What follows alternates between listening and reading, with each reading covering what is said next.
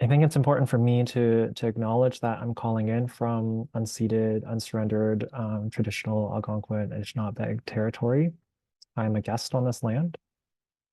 Um, and I want to also say that, it's from bearing witness to the genocide of indigenous peoples here on Turtle Island, as I was studying about, social and health inequities in the context of so-called Canada, and learning about the legacy of the 60s scoop, the learning about the legacy of residential schools, when I was spending time with Indigenous First Nations Haudenosaunee scholars and clinicians, um, Six Nations of the Grand River, when I was a teenager, attending McMaster University, um, was when I was confronted with what do I do in the face of bearing witness to genocide.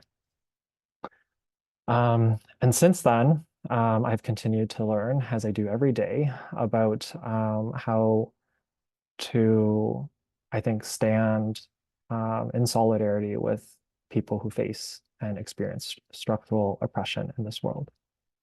I've been very privileged to be able to learn Western medicine and how to practice Western medicine, um, to learn the tools of public health, um, thinking about the structural determinants of health, including the impacts of colonialism. I've learned that in the context of Turtle Island, and I've learned about that in the context of Palestine and how it affects Palestinian health.